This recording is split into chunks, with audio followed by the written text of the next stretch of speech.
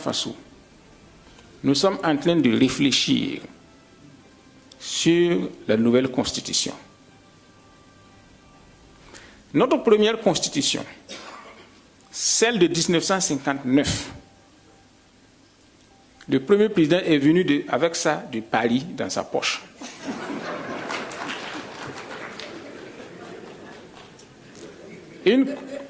Oui.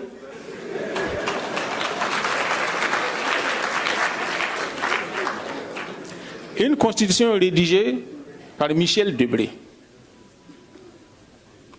La constitution qui prévalait sous Blaise Compaoré a été finalisée par Edmond Jouve, un professeur français.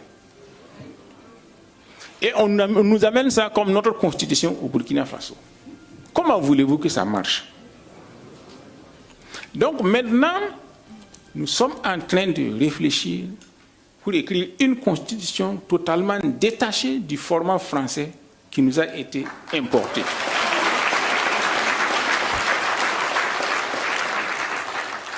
Nous allons lancer de grands débats.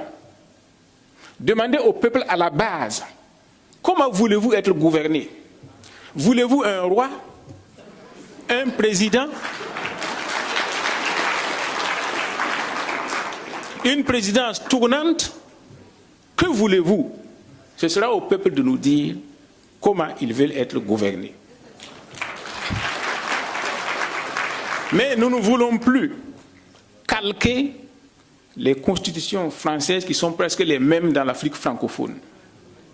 Comme j'ai eu à le dire, la démocratie est née à Athènes, en Grèce.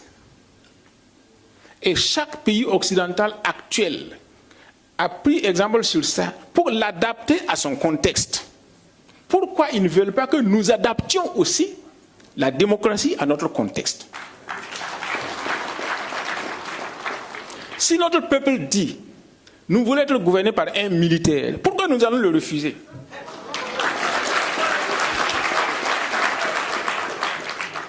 Est-ce que c'est la CEDEAO qui vient nous donner à manger? Est-ce que c'est la CEDEAO qui paye nos militaires? Et pourquoi elle doit avoir son œil sur la façon dont nous devons nous gouverner? Comme j'ai eu à le dire, depuis 2012 que nous sommes confrontés au terrorisme, quelle a été la contribution de la CEDEAO dans chacun de nos pays? Pourquoi elle veut maintenant venir nous dire comment nous devons nous comporter? C'est une question de simple logique.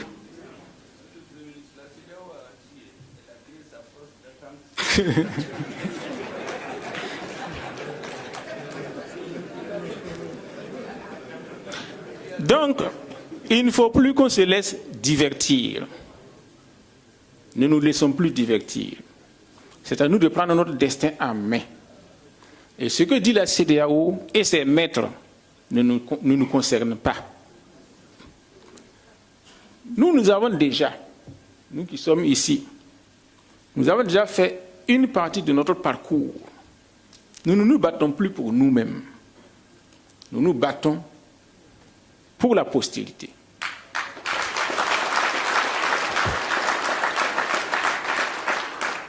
Et comme j'ai rappelé ce matin, quand le général Tchiani est venu au pouvoir, nous ne le connaissions pas. Donc on ne savait pas vers où il devait aller, où il pouvait aller. Mais il a dit une chose qui m'a marqué. Je ne peux pas répéter mot à mot. Il a dit, moi je suis déjà assez âgé. Ma vie ne m'intéresse plus. Je me bats maintenant.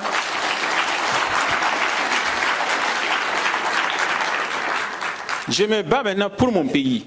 Ça, je me suis dit, voilà un homme. Ce que je voudrais vous dire, ne perdons pas de vue quelque chose. J'ai eu à dire qu'il y a la main de Dieu dans ce qui se passe. C'est pour vous rappeler que tôt ou tard, nous allons repartir vers Dieu. Chacun de nous va mourir.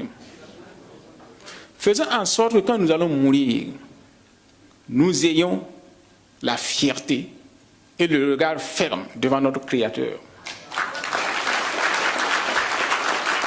que nous ayons la conscience d'avoir mené une vie utile.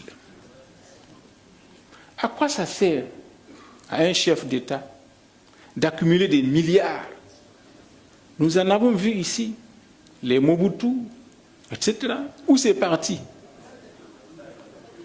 Mieux vaut laisser un idéal, une spiritualité, un sens de vie à la postérité.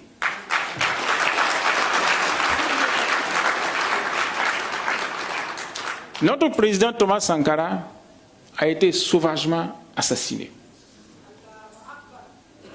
Il n'a rien laissé. Il n'a rien laissé. Ah, ok. Ouais.